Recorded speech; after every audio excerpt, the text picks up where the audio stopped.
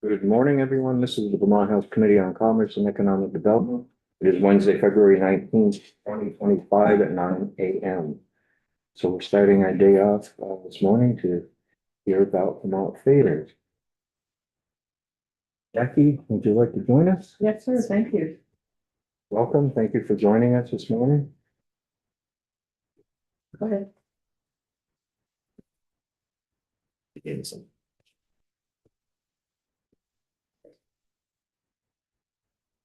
Good morning, and thank you for having us in to visit with you. We haven't been in for a couple years, I think, so this is a real treat for us. My name, for the record, is Jackie Folsom. I am the lobbyist for the Vermont Agricultural Affairs Association. We try to come in every year to visit with the legislators. For the new folks that don't know about us or how you vote to help us, we actually get a $110,000 stipend from the Agency of Agriculture that you all vote on in the budget, and that is used literally to turn the lights on. We use it for premiums, for ribbons, for that sort of thing, for the fairs. And the other piece of funds that are voted through the legislature come through the institutions committees, and those are the capital grants. And this year they are valued at $300,000. The fairs themselves will tell you how they spend that money. Usually it gets divided out evenly, about $30,000 to $35,000 per fair. And it's very, very important we encourage them to have 5-year plans so that you can hear how they're building on things. Before I start introducing our folks, I did want to hand out our economic impact about the fairs, what they do into the community, how they impact the economics of the state. And also, if you flip it over on the back, you'll see all the fairs in Vermont are listed as one of the perks that we offer beyond the maple syrup that we hope you enjoy that we bring in. Each legislator gets a fair pass at the end of the session. And so it gets you to all the fairs in Vermont and New Hampshire. We prefer you to go to the Vermont fairs. But I know Lancaster is right over the border. So, and Haverhill is a very nice fair too. But this will get 2 people into any fair in Vermont. So we encourage you, after hearing the presentations, if there isn't one in your district, go to a couple of them because they're a lot of fun.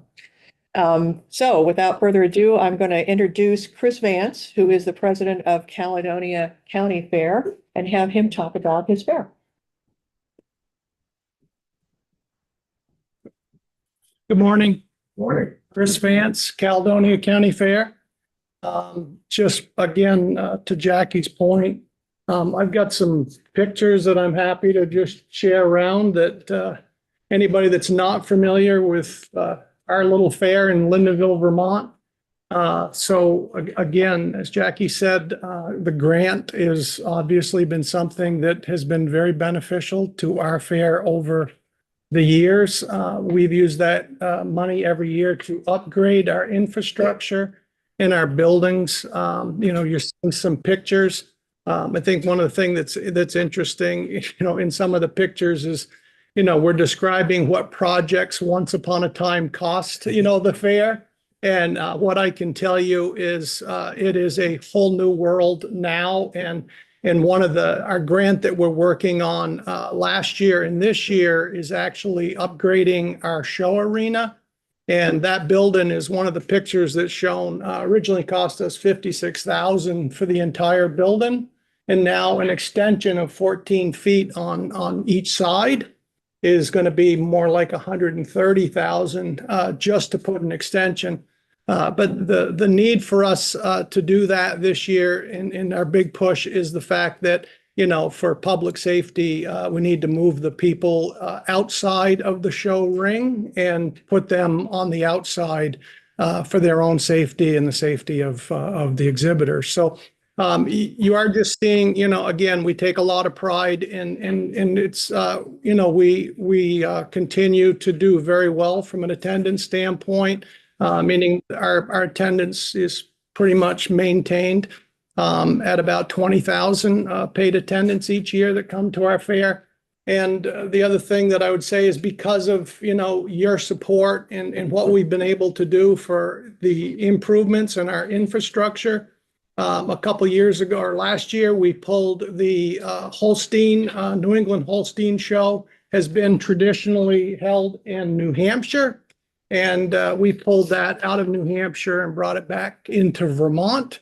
And this will be their second year. And they've signed a 3-year contract to continue to come back to Caledonia County Fair due to, again, the facilities and what we've been able to create. Our last 5 years have been completely redoing all of our cattle barns that had been there for 50 plus years, so we're upgrading and improving, that infrastructure so that we're able to bring more folks, into the area and use the facilities to what they were designed for. We did a lot last year. We had tremendous flooding in our area last year. And we actually donated our property twice to Team Rubicon, which is a nonprofit that comes into the area. So they had no place to set up a base of operations and house their volunteers and feed them. So somebody recommended that they come see us. We did meet with them, and we allowed them to not only use the facilities once, but they came back a few months later when we had other flooding and used our facilities again. So we took a lot of pride in offering that at no charge, because of the circumstances. So, but again, that's just a little tidbit, and happy to answer any questions, but I want to thank you very, very much. The 3-year thing with the Hereford, is that 3 years from now, or is it Yes. year 2 of the third? No. We just signed up for Re-up for 3 more years. Yep. Thank you. Yep. So. Any thoughts of additional fairs coming? I mean, one thing that I miss, and I don't know if there's anything you guys do, like the balloon festival seemed to be very big at one time, but it seems to have been gone. Is that something that's in your purview? Actually, the Queechee Balloon Festival, is that the one you're referencing? One down in. Annie, he's Annie, just Annie. saying Annie. I used to work for Cabot. I was always down at that balloon festival. They were never a part of the Vermont Fairs Association.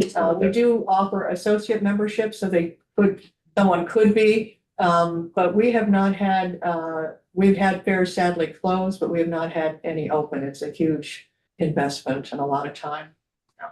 It's And nice that they've come back. I would just, I think most, fairs are really a volunteer group of individuals. We meet once a month, year round to put on, our 5-day fair.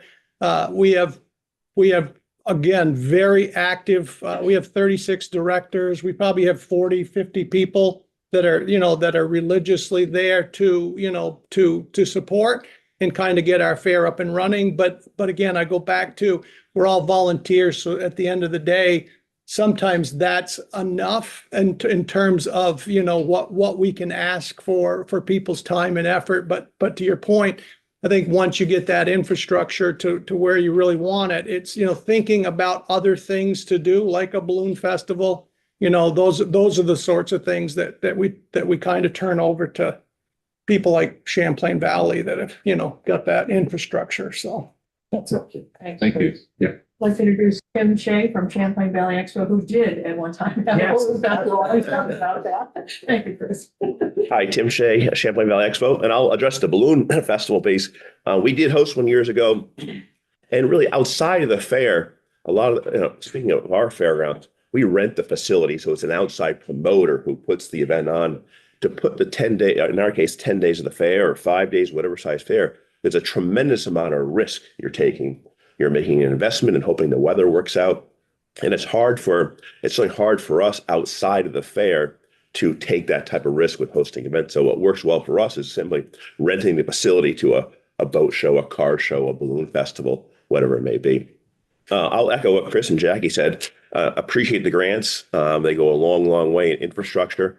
Over the years, there's more and more requirements for electrical infrastructure upgrades that the town and city require. And we use a number of our grants to upgrade our electrical that we have to do in order to host the events.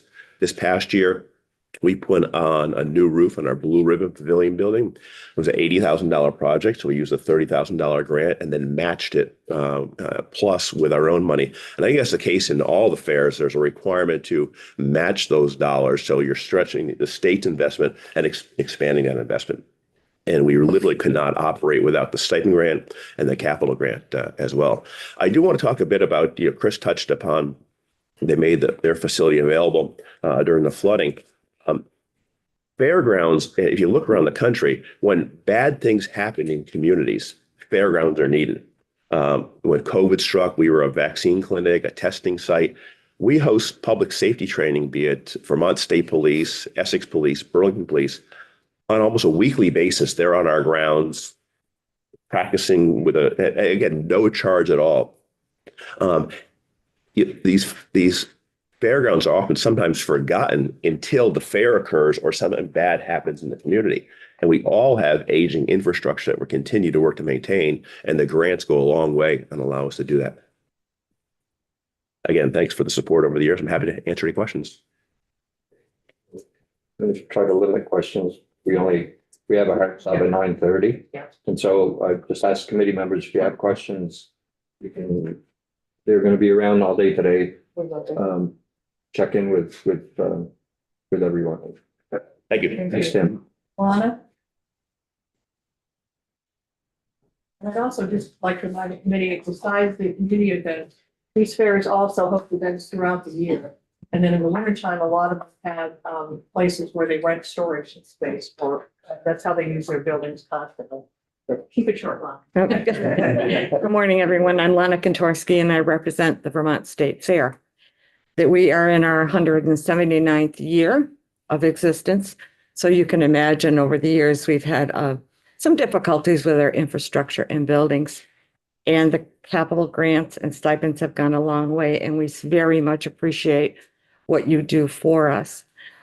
This past year, we worked a little bit more on the 4-H building. We installed showers and bathrooms for the public and the kids. And our biggest I don't say problem, but issue has been the water, getting the water down the fairgrounds. We're like split in two parts. And where the cattle barns are, they've had some issues with water pressure. And when it comes to fair time and trying to get the cattle washed at the wash racks, they haven't had a lot of pressure. So we've been working on that. And that is improving, but we still have a ways to go. So our grant will be going toward that. We did install a new fire hydrant this year. We haven't had a working fire hydrant on the fairgrounds in several years. But again, it's our cattle barns have been our focus. We did redo one ourselves. We're going to look at doing another one within the next year because most of those buildings are close to 100 years old. They're not on the historical registry, but they're old. But again, I want to just thank you for all you do for us, and especially for the grants and stipends that help us continue to keep going. Thank you. Thank you. Welcome. Cindy? Hi, I'm Cindy K. Hart from the Edison County Fair and Field Days. And once again, I want to thank you for the funds that you send our way. Last year, for the last few years, we've had a lot of water flooding issues. So our last year money, we expanded gravel under the carnival rides so that they didn't sink. There was, a year ago, there was 3 rides they couldn't put up because our Addison County clay and they had to hire a big crane to get them out. And so we put lots of stones so the rides can stay on top of the ground now. This year, our grant, we're trying to eliminate the need for renting big tents. And last year we had an event on the Sunday before the fair. We were all set up, and that Sunday the wind blew, and then on Friday the wind blew and ruined 3 of our tents, fairly big tents. So we are building an antique, well, it's called an antique house. And what it's going to be a post and beam house, and it's going to house our antique equipment and house type of equipment, and have a wraparound porch, where like the spinners can spin their wool out on the porch and stuff. So that's what this year's funding is going through. And then we have one more building to build, and then I think we'll just be on the maintenance plan after that, hopefully. And we won't have to rent tents because they are absolutely impossible to find, and expensive. So thanks again, and hope you come and visit us. You moved your dates. Oh, yeah, we did move our dates up a week with Franklin County not having a fair anymore. We had the same ride company went to Franklin County and then they came right to us. So there was a huge conversation with the fact that, well, maybe they won't come anymore if they have to go to Timbuktu and then come back. So it's experimental year. It's caused there's some issues that we can't get some of our regular entertainment that we did before, but we're hoping for the best because it's hard to get the ride companies to not have just a smooth route. Because I think they were going from someplace in northern New York to Franklin County and then to us. So we'll see. Thanks a lot. Thank you. Scott? Morning. Scott Shee, Bonneville Fair, down in southern Vermont.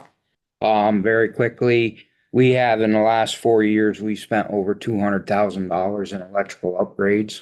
Ours was we had gone from everything from a brand new complete service new breaker panels, the whole schmeal. Of that, about 134,000 came from you folks, which is immeasurable to us. So I don't know as we have words enough to show our gratitude for the monies that come out of these committees and the budget, because much like all the predecessors before me, without it, we would shut down. We would have to. We just absolutely could not afford to continue to run the fair and keep up infrastructure.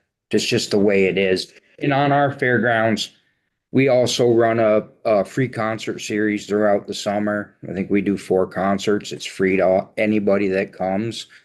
We pull in vendors, food vendors, what have you. The other things we do is to give back to our community. We allow many of the organizations, the schools, to put on dance recitals, and we've made a deal amongst us board members that anybody that wants to have a memorial service there and use our grounds is never charged for anything. And we actually will supply porta potties or whatever they need to host their events. And that's pretty much it. It's a struggle. And mine is a very small fair compared to a bunch of these, but we do meet year round. We meet twice a month.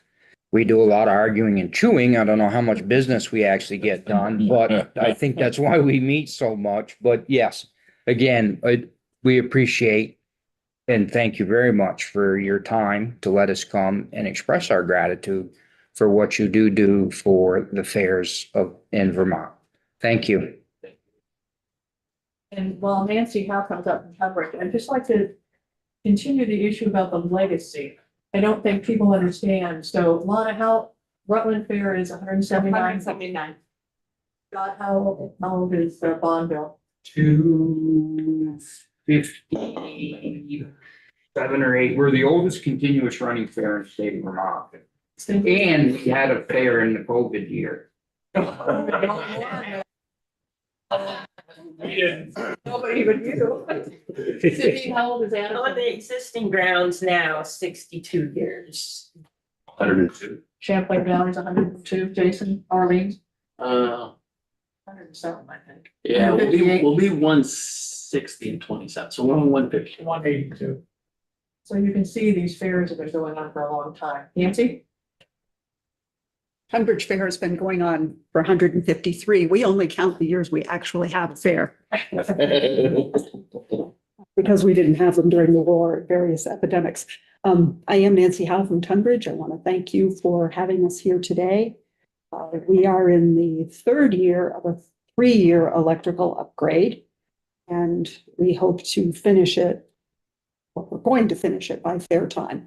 It took us 11 to 13 months to get each of the big transformers that we needed made and landed in Tunbridge. So we've been lucky. We've gotten one every year that will complete the electrical project inside of the fairgrounds.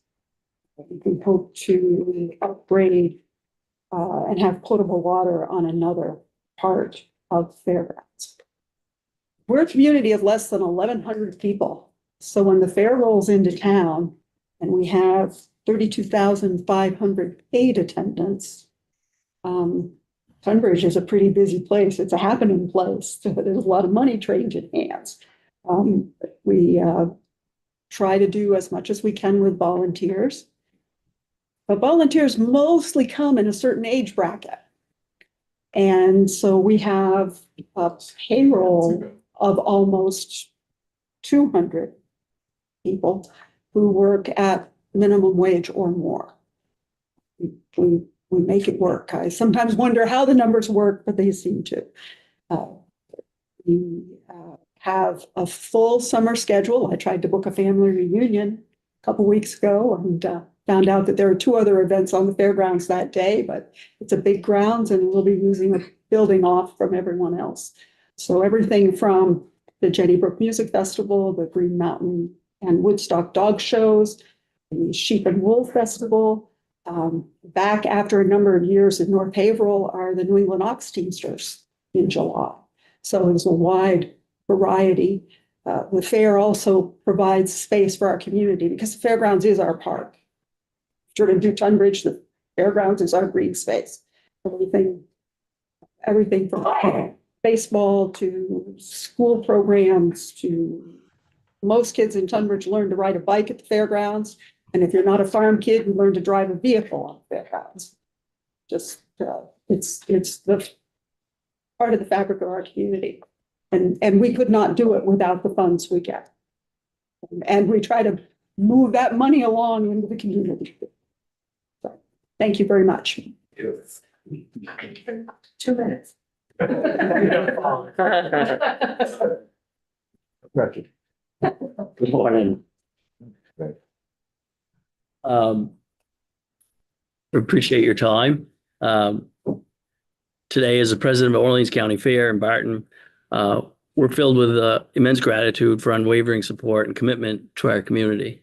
Each year, the grants and stipend monies that you provide significantly impact the success of our fair and the vibrant traditions that have thrived since our inception in 1867. I want to take a moment to express our heartfelt appreciation for the past 3 capital grant requests you have supported.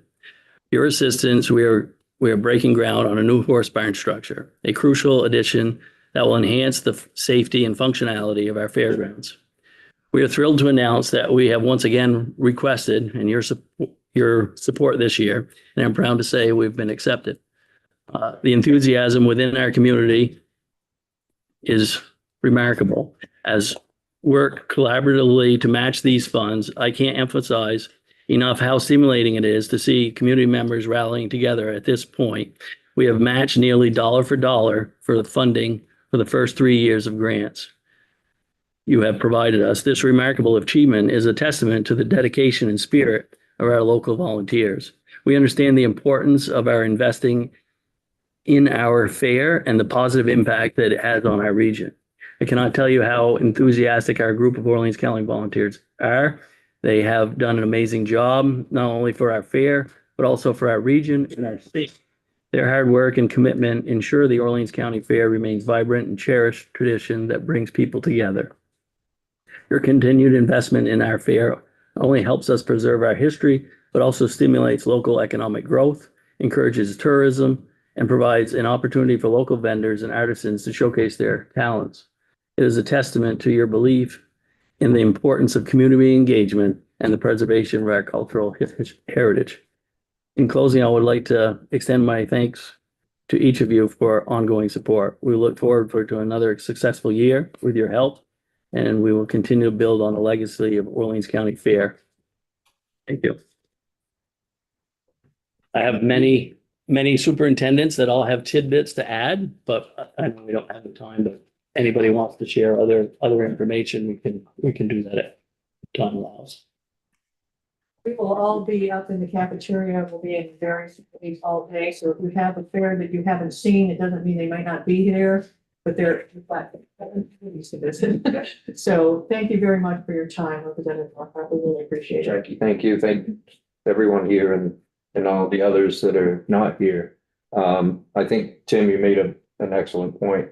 You know, during COVID, during the flooding the last 2 years, that the fairgrounds have been available around the state to help stage and help Vermonters through these difficult times. And so, you know, we're getting ready to put our letter together to appropriations, and I was just chatting with the vice chair. You know, it might be something that we might recommend some a little extra money in the base funding, if it can be found, because I think it really is important for the well-being of our communities to have those resources available. And then, you know, the recreational value for Vermonters as well, and the economy.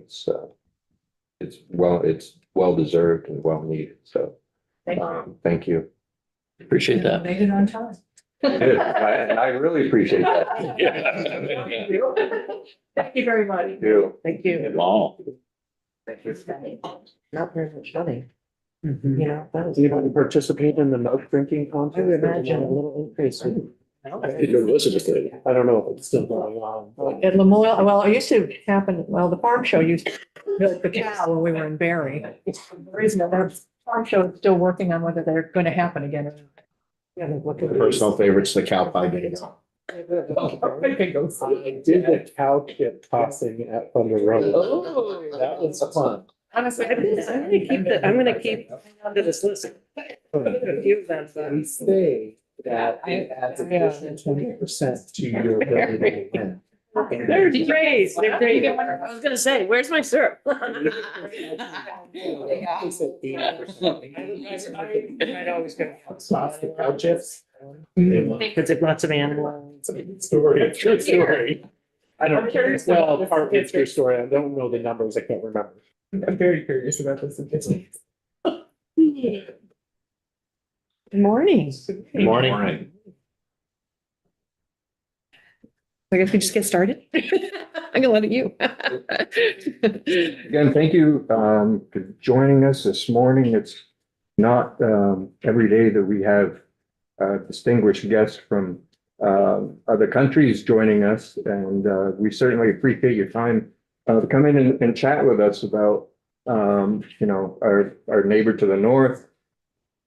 And I think here in Vermont, especially I live on the border. So, you know, I think we all realize how important our relationship is with our neighbors to the north. And during these difficult times that we're in right now, I think it's, we're interested in having your perspective on how things are going and what the future might bring. So thank you for joining us. Thank you. Thank you so much. And thank you all very much for allowing us to have this conversation. I think it's an extremely important one. My name is Bernadette Jordan. I'm the Consul General for New England, based in Boston, but I have five states that I represent. I'm Canada's representative in. And I think that the discussion that we will have here today is an important one about the Canada-US relationship, particularly how it pertains to Vermont. I don't have to tell any of you how important our relationship is.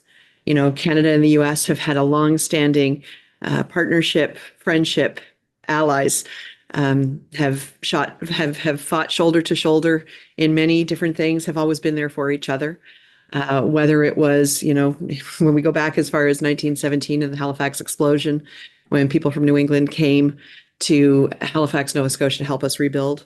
When we have, you know, even the Iranian crisis, when it was Canadian diplomats who got American citizens out of Iran.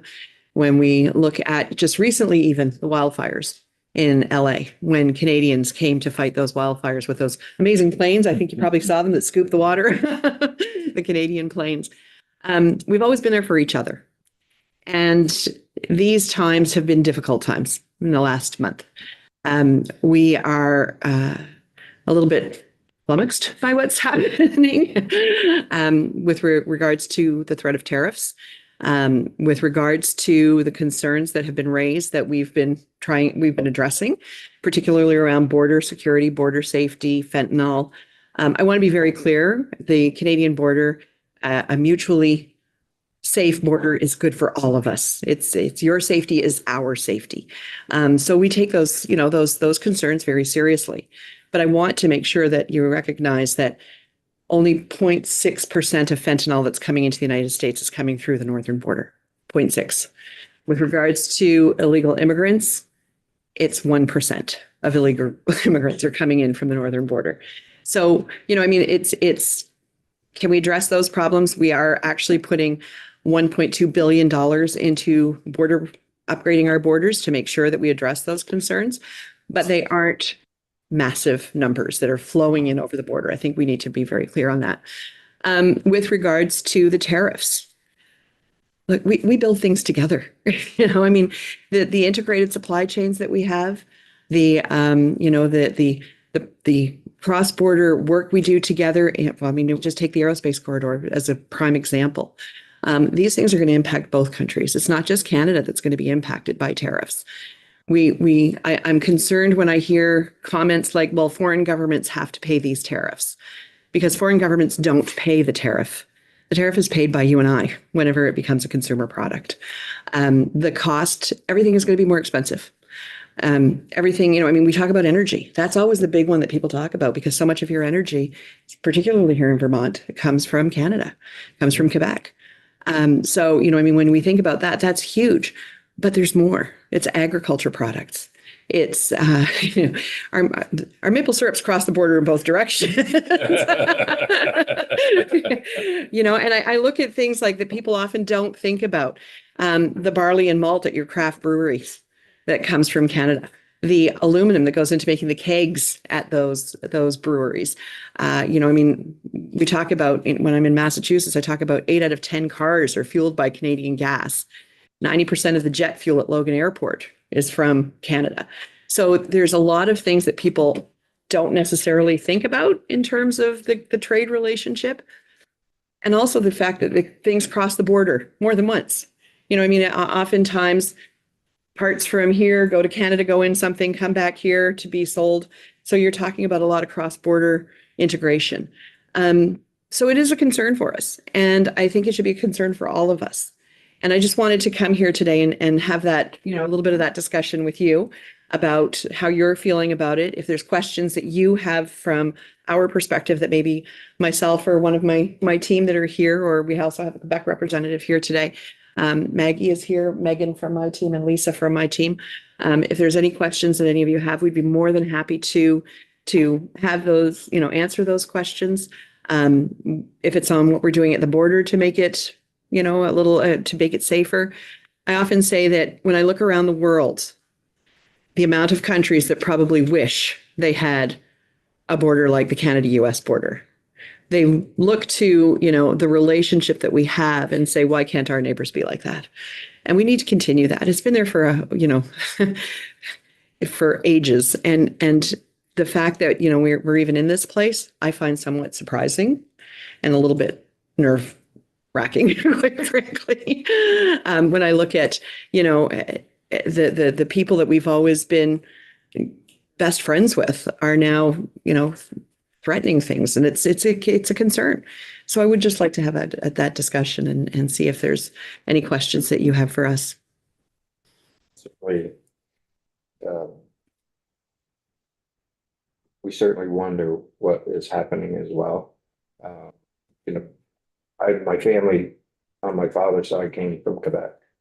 My wife is from Quebec, and it's not just a friendship relationship. We have relatives related, and I own a gas station, convenience store in Newport.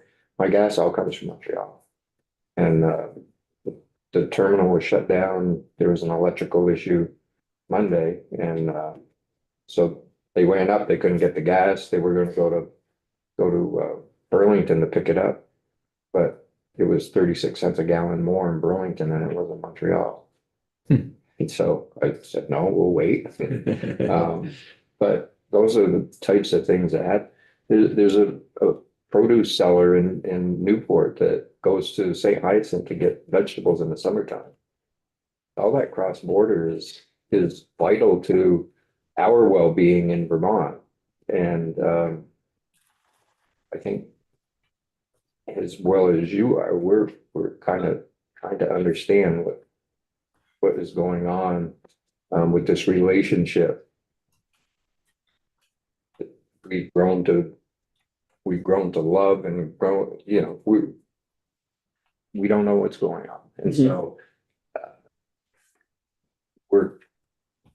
I think we're trying to figure out what we can do, to make sure that those relationships continue to be there. It kind of makes me wonder, when we go to visit my in-laws, what kind of reception will we get when they see an American, Vermont plate? But I think we all want to keep that relationship going. Any questions? Kurt? Just to follow up on that, I can attest personally to the just really, really strong historical and social ties between the two countries. I was born in the U.S., grew up in Toronto, Canada, before coming back, to school in the States. And it's just immense, the ties. I mean, we're distinct sovereignties, and I get that, but the ties historically and certainly economically are just huge, and they're very, very, very long-standing. So yeah, I echo the words. This is a very strange moment in time. Makes me feel very uncomfortable. Not sure what to do about the situation, but I definitely share your concerns about, unraveling those just incredible ties that we've had over the centuries. Mhm. I think one of the questions I have is I know some of you are business owners. I know some of you will be impacted by, if tariffs do come into play. Are you, talking to community members? Are you talking to other businesses? Are you talking to your media about this? I'm curious as to, steps that have been taken here. I know that we're seeing a downturn in the amount of travel that is coming from Canada into the US. And I'm wondering how that's impacting your ski seasons here. I'm just wondering if there's any thought on that, because there is, a lot of Canadians are saying, I can ski in Quebec. I can ski in, New Brunswick. No, I haven't heard of JP because in my district, and I haven't heard anything. They're having a strong ski season this year because of the weather. Because of the weather, yeah. But one aspect that has bothered them a lot is the closure of the border in North Troy. So it closes at 8 at night and it doesn't open till 8 in the morning, and that came from our side of the border. So that has affected them somewhat, but I'm sure that this continues on. It will affect, all our skiing and stow and smugglers. Because Jay Peak's not the only place that Canadians ski. They come all the way down to our district for that, so. Oh, yeah, okay. It's like I said, it's worrisome. And I think that, when we look at not only trade, but tourism, family, you mentioned, hockey games. Those are all things that, we've always just kind of said, okay, we're going to go to the US and do this now, or we're going to go to Canada and do this now. And people seem to be hesitant about, making those travel plans. And that's going to impact businesses other than tariffs. So, I'm just very cognizant of how my border states that I represent here are going to be impacted.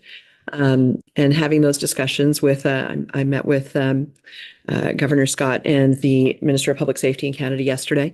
Had a good discussion with them about, some of the challenges and but honestly, I mean, Canada is doing everything it possibly can to strengthen the border, if that is what the issue is. We do have a strong border. I mean, like, I think that, we've always had a strong border. And I think when we talk about border, we have to realize that things go both ways. It's not just things coming into the US. There are things going into Canada that we don't particularly want either. And let's be honest, fentanyl is a problem for everybody. It doesn't matter where you live in the world. It's a huge challenge that we have to face. So, I mean, I would rather we did that together than try and figure out, we're going to put tariffs on you so that you fix it. We've always worked together to solve our problems. If there have been border issues in the past, like when we had in Roxham Road a few years ago in New York, into Quebec, that was our governments working together to solve the problem. That was, your head of Homeland Security with our Minister of Public Safety, federally with the Quebec government. That's how you solve problems. And so these are challenging times, and I hope that we can get back to a place where we can solve problems with diplomacy, with discussion. We can argue and we can disagree, but I think that there's a way forward in actually negotiating. Certainly more that unite us. Yeah, absolutely. And we talked a little bit about illegal elements across borders, but I'm also very interested in legal things that are crossing borders, mostly people. And we've talked a lot about familial and linguistic ties, both within Vermont and Quebec, maritime provinces, New England, obviously, Halifax, and Nova Scotia, and Boston, Massachusetts, and a Christmas tree exchange that continues.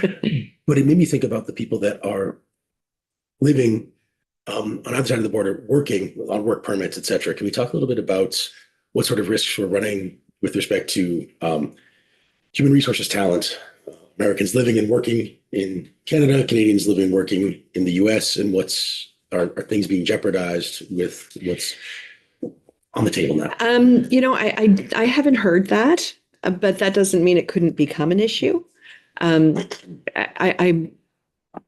I don't want to see this escalate any further than it already is. We've already had, when Canada announced retaliatory tariffs, very targeted at specific items and places. People crossing to work wasn't one of the things that we discussed. And I'm not sure, Megan, if you had any other comments on that. And Megan's kind of my border expert, so. No, I haven't heard it on work visas. I will just point out that part of the border measures that we have taken involves immigration integrity. So looking at our visa processes, this is less applicable to Americans, but I would just point out, for instance, when the numbers started to increase in terms of legal migrants coming from Canada to the United States, we had seen ourselves a rise in the number of asylum seekers in Canada, right? So, there is an issue with global migration right now. So we had been feeling it back in Canada ourselves. And one of the things we noticed is, at the time, we didn't have a visa requirement on Mexicans. But then we were seeing a huge increase in the number of Mexicans applying for asylum in Canada. And at the same time, you saw a number of increase in the number of Mexicans crossing the border. So what did we do?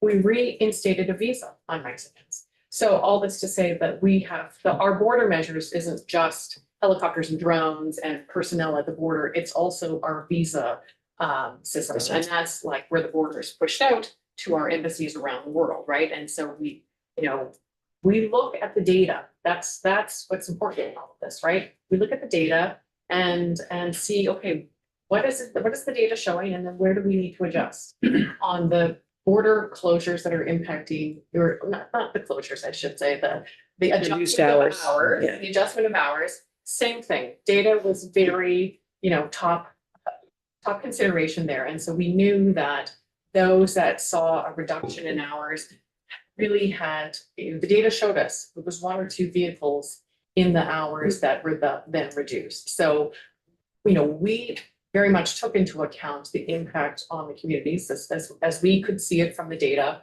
and we made the decisions based on that. So, I understand that there may still be concerns in particular areas.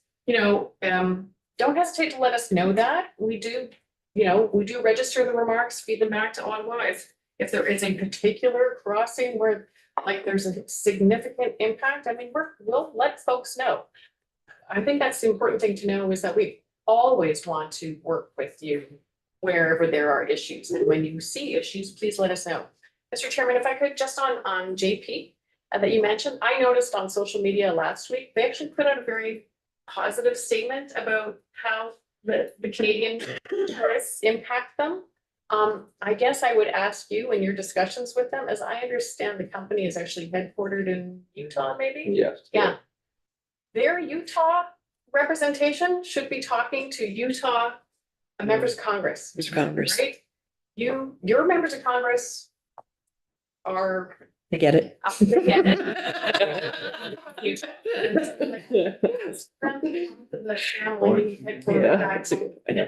Yeah, that's where they need to know how they're being impacted.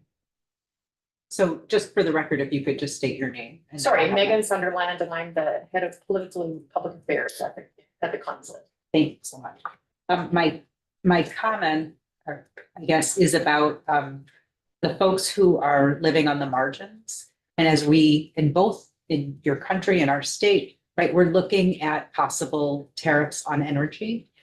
And I have real concerns about that and what it will take for our state to support the people who are hit the hardest, who are living on the margins. And for your country, it's the same thing. Like both of us have similar values in how we take care of those folks who are living on the margins. And so that's one of those concerns that I have that I don't know. I know people are thinking about it, but we're not really talking about it. We're not talking about how are we going to be able to support the people that need the most support in this weather.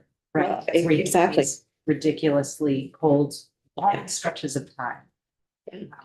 And yeah, absolutely. Like this is, energy seems to be the top of Canada is your number one importer of energy. No matter how you look at it. And when you think about how that impacts people, when we talk about gas, when you said it was 32 cents a gallon more, well, if you get tariffs on that, it's going to be more again, 32 cents to 75 cents. That's what you're looking at a gallon more. That is not, it's not, as I said earlier, it's not paid by the government. It's paid by the people who have to fill their cars and heat their homes and eat the food. It is a very big concern. It's also, for us in Canada, it's a concern on the impact on businesses, on their ability to survive it. But I think about the people here who are now paying $10 for a dozen eggs in some places and who are, not able to continue to buy what's healthy food for the most part. So it's going to come down to impacting your constituents, the people who, you all represent. And it's still, like I said, it's still one of those things that we're working, we've worked hand in hand for so many years. We've disagreed in the past. We've gotten over it. We've been there for each other. We see trucks from Quebec coming here in a nor'easter to help put power lines back. We see, it's just, so yes, I hear what you're saying about people, but it's going to impact everybody. And I'm also looking at businesses and uncertainty in business. People who own small businesses particularly, or even large businesses, some of the people that I've talked to in business are like, well, we were thinking about expanding, but now we're thinking we may have to lay people off, and that's kind of a huge shift from going to, we're going to grow our company to, we may have to lay people off. And the amount of people who are just like, we're just going to wait and see at this point. We don't know what we're going to do. We can't invest in our business. We can't hire. There's hiring freezes on all over the place. I was in Rhode Island last week at Blue Innovation Symposium, Ocean Tech, and I talked to one company from Canada who gets supplies from two smaller, very, very small companies here in the US. And those two companies say, we're not doing it anymore. We're closing down because we can't deal with the uncertainty. We cannot get build the products you need if we are going to have to pay to get them to you. We can't do it. We just don't have that kind of profit margin. So it's impacting already, even without them there, because the uncertainty is causing problems. Yeah. you talked about the aerospace corridor. Yes. But, we're also now becoming a tech hub in Burlington, with Global Foundries and UVM. Mhm. And trying to, create that now the tech corridor as well. Our close proximity to Montreal and Boston, and, that could really disrupt those ideas as well. So, there's a lot to think about, but I think unless something actually happens, people are still willing to go on their day to day without really talking about it too much. And just, so I think if something does happen, I think that's when we'll see, and a lot of times that's too late. Well, and this is my concern, is Canada has been very strong on that. There will be retaliatory tariffs. If tariffs are brought into place, we will retaliate. That is, challenging, as well for us. Nobody wants this. I have yet to talk to anybody who thinks this is a great idea, but I'm representing New England, so it is a very different, and I think a lot of that too is because of our border states. When I talk to people in Maine and they say, if we have to get gas from Texas, that doesn't make sense. New Brunswick, it's like 2 hours, it's like right across the border. We shipping it is going to cost us more than it costs to have it here now. So there's a lot of things to take into consideration. And proximity is such a huge one for Vermont, of course, for, like I said, the border states that I represent. But it is going to be, and I know people are hesitant to say anything because they're not there. But I think that if we don't speak up, they will come. If people are not, and what is going to be the damage if they happen that can't be redone? That's my concern. What happens if they come into play and all of a sudden people are not able to, put gas in their cars? They're not able to, those are the kinds of things that are very concerning. Yeah. We get so much of our electricity from Hydro-Quebec. Exactly. Yeah. What happens to the cost of electricity? Mm-hmm. Yep. So Hydro-Quebec also owns,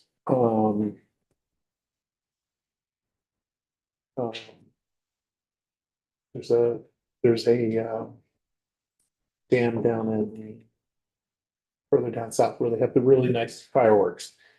And I can't think of it. It's like, no, I think it starts with a W and I can't remember what it is, but they're like an hour long fireworks. Way too long. It's way too long. In Wilmington, Green Mountain Hydro? Like, yeah. Great Bay. Maybe. Great Bay, isn't it? I don't know. Anyway, I'm pretty sure it's owned by Hydro-Quebec. As we talk about like our energy coming into Vermont, is it majority coming from Canada or is it from the? No. I just don't know. I think the majority comes from Quebec, and Maggie Randall is with the Quebec government. I can turn to her and she can. Hello, I'm Maggie Randall. I work for the Quebec government office based in Boston, but we work with all 6 New England states. I do public and government affairs there. What I can tell you is that 12.5% of all energy in New England comes from Quebec. Your specific question on hydro, I can get an answer for you later. But the Hydro-Quebec's goals have always been for bi-directional, transmission. And so exploring opportunities with wind power in New England, with offshore wind, but also onshore wind. The impacts that the federal government has had in the states on the future of wind power has made that difficult. Right now, it is more energy coming from Quebec into New England than going the other way. But the goal is for bi-directionality. Yeah, I know that Vermont, particularly, it's Quebec that they get most of their clean energy from in Canada, but there are other provinces that are developing clean energy that are very interested in selling it into New England.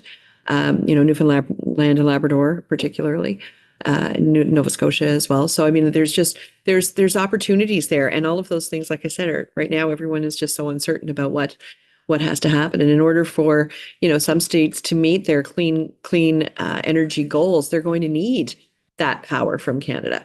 And when we talk, when we talk about the trade deficit is caused because of the energy that comes from Canada. But that energy is powering your economy. So, it's kind of, you have to look at it that way as well. And if they included services in that bilateral trade, you have a trade surplus for decades with the amount of services that go across the border. So, I mean, it's measuring two different things in a lot of cases. So they're really, when you think about the trade deficit, it is primarily because of energy, but it's that cheaper energy that you get from Canada that is powering your economy. And when we look at, and I'm talking US as a whole here, and when you look at the refineries in the US that buy Canadian crude oil, that they're built to process Canadian crude. The only other place where you can get that type of oil is Venezuela. So who do you want to buy it from? When we talk about potash, which is necessary for your agriculture sector, for fertilizer, you can get it from Canada or you can get it from Belarus. Those are your options. I'm just saying that, we've always had a mutual respect for rule of law, for the same kind of values, the same, belief in our labor system and how our employees are treated and paid. And these are all things that seem to not be coming into play anymore.